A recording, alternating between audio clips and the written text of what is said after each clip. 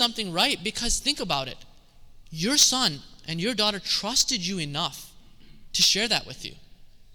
That means that they have it in their mind that when I'm in trouble, the first person I'm going to go to is not my idiot friends, no offense to anyone, right? It's my parents, right? But if we give the message that, listen, if you mess up just once, right, we're going to kick you out the house, then they're not going to, of course they're not going to share with you, right? I have had cases where the children, they feel that my parents are going to get so worried because they display so much anxiety over small things, like getting bad grades. How in the world am I going to tell them that I drank beer last night? If they're freaking out about me getting bad grades or me, not praying on time, and they're yelling at me over this, why in the world would I tell them that somebody offered me weed? I'm going to keep that to myself. Or I'm going to talk to, my other friend, which will probably encourage me to smoke more weed.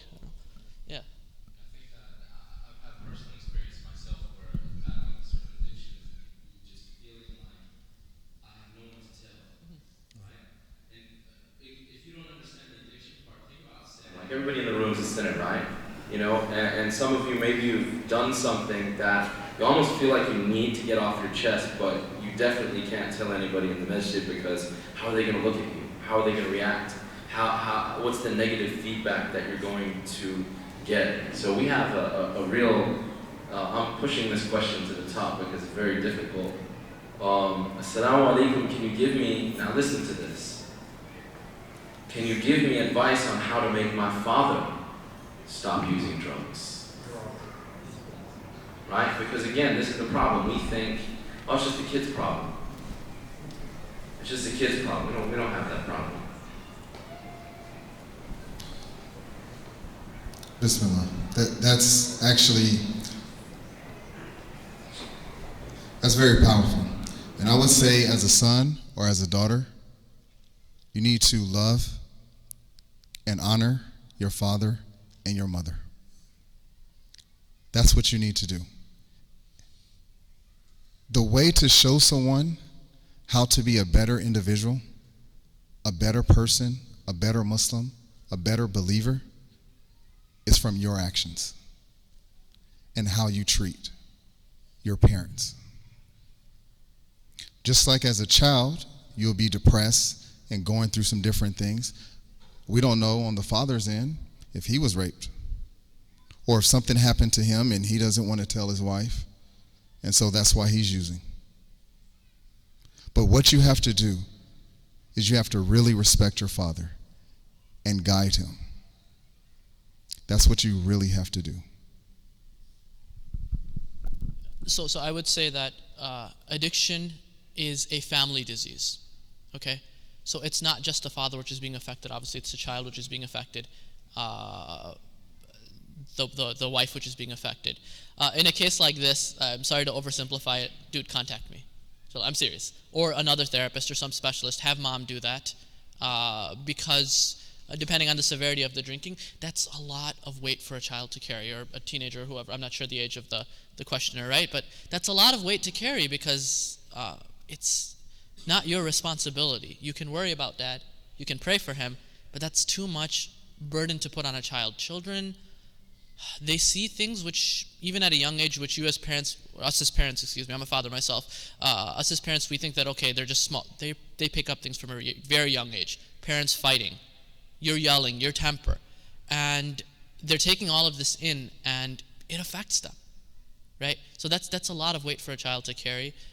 Definitely, I would advise whoever wrote that question to please talk to mom. Mom has to put her foot down if she knows about the drinking, which I'm guessing she does, and contact a professional because he has to be evaluated, see what state the addiction is in, and do something about it, because it's too much burden for somebody to have to carry alone.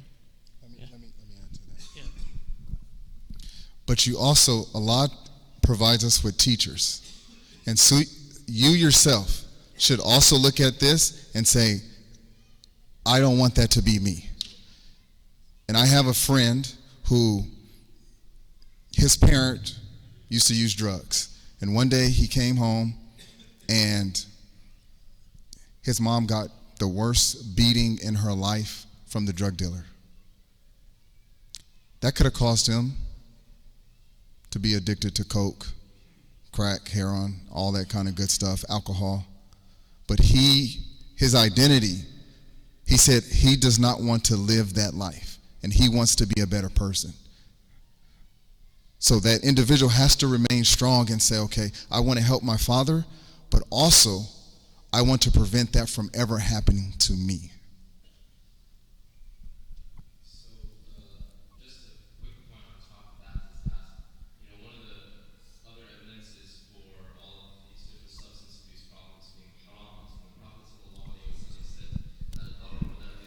There's no harm or there's no reciprocation of harm.